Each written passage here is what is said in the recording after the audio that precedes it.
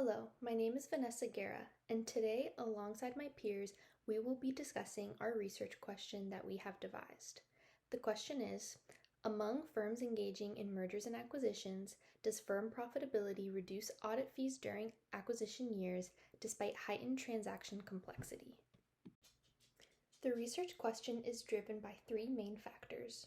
Mergers and acquisitions occur primarily for strategic growth, such as expanding capital, strengthening competitive strategies, and improving profitability.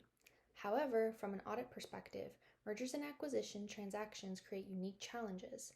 Auditors are often not involved in strategic or acquisition planning, which limits their early understanding of transaction risks. As a result, auditors face elevated workloads driven by financial consolidations, valuation analysis, and integration challenges. These demands are intensified during the integration phase, where unstable control environments increase the risk of material misstatements. Additionally, SOX compliance during mergers and acquisitions requires heightened fraud risk monitoring and additional auditor labor, further increasing audit effort during acquisition years. These facts are crucial in the creation of the research question. Additionally, prior research establishes two well-documented findings. First, audit fees increase as transactions become more complex. Second, higher firm profitability is generally associated with lower audit fees because profitable firms are viewed as more stable and better controlled. However, these relationships are typically studied across all firms and time periods. There is limited evidence on how profitability and audit fees interact specifically during merger and acquisition years. Our study addresses this gap by examining mergers and acquisition firm years exclusively and testing whether the stabilizing effect of profitability persists in a setting characterized by heightened complexity, risk, and audit effort. Motivated by this gap, our research question asks whether firm profitability reduces audit fees during acquisition years despite the heightened transaction complexity associated with mergers and acquisitions.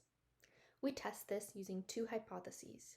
The null hypothesis states that among M&A firm years, profitability is not associated with audit fees. The alternative hypothesis predicts a negative association, suggesting that more profitable firms experience lower audit fees during M&A years.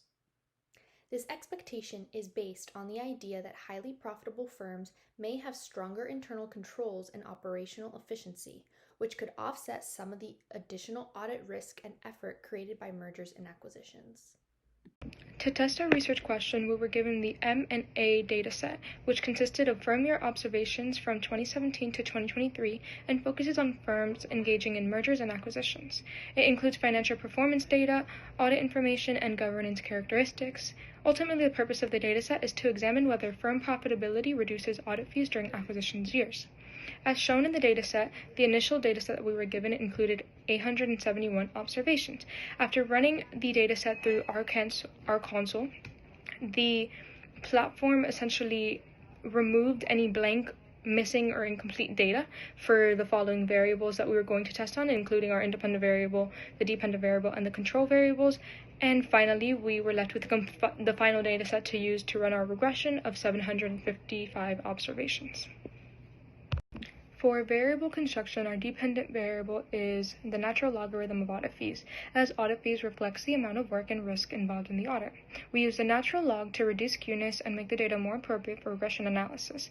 Because acquisitions increase audit complexity, audit fees captures the additional effort required during those years. Our main independent variable is return on assets, simply due to the fact that it measures firm profitability and financial performance, and it's crucial to our question because we were testing whether more profitable firms experience lower audit fees. Then we have several control variables to ensure that the relationship between profitability and audit fees is not influenced by other firm characteristics. LN_assets controls for firm size, since larger firms typically require more extensive procedures. Leverage captures financial risk, as firms with higher debt may require additional audit effort. And finally, the Big Four is an indicator variable equal to 1 if the firm is audited by a Big Four auditor. Big Four firms often charge higher fees due to their reputation and expertise, so controlling for auditor type ensures fee differences are not simply driven by the audit firm. On this slide, I present the main regression results used to test our hypothesis. We estimate an OLS regression where the dependent variable is the natural log of audit fees and our key independent variable is firm profitability, measured by ROA. We control for firm size, leverage, and whether the auditor is a Big Four firm. The results show that firm profitability has a negative and statistically significant coefficient of negative 0.427.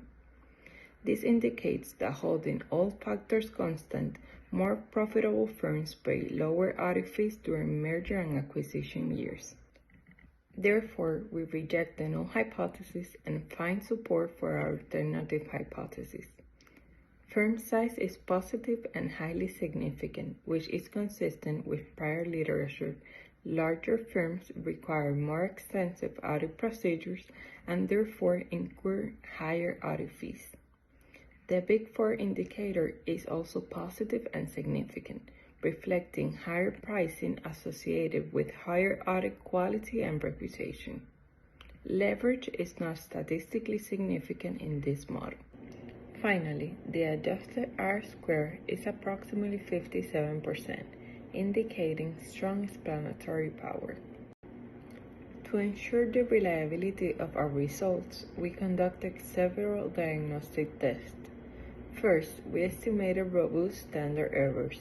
The coefficients estimate remain unchanged, and firm profitability becomes more statistically significant, strengthening our findings. Second, we tested for multicollinearity using variance inflation factors. All BIF values are between 1.09 and 1.17, which indicates extremely low correlation among independent variables. Third, the Bruch-Pagan test does not detect heteroscedasticity with a p-value of 0.5056, suggesting that residual variance is stable across observations. We also examined influential observations using Cook's distance. Only 3.84% of observations exceed the conventional threshold, and none are extremely influential, indicating that the model is not driven by outliers. Finally, graphical diagnosis, including the residuals versus fitted plot shown here, confirm that linear functional form is appropriate and the residual behavior is generally well behaved. Overall, these diagnoses support the validity, stability, and reliability of our regression model. For this slide, I'll briefly explain how to interpret the main findings of the study. The key result is that firm profitability measured by return on assets is negatively and significantly related to audit fees during merger and acquisition years. Even though M&A activity increases audit complexity, risk, and workload, more profitable firms tend to pay lower audit fees. This suggests that profitability acts as a risk-reducing signal to auditors, reflecting stronger internal controls, operational efficiency, and overall financial stability. Consistent with prior research, firm size is positively associated with audit fees. Larger firms have more complex operations, more subsidiaries, and more extensive financial reporting requirements, especially during acquisitions, which increase audit effort. Similarly, firms audited by Big Four auditors pay higher audit fees, reflecting fee premiums for audit quality, reputation, and specialized expertise in complex transactions like mergers and acquisitions. First, the sample is limited to publicly traded U.S. firms between 2017 and 2023, which may limit the results to private firms or international settings.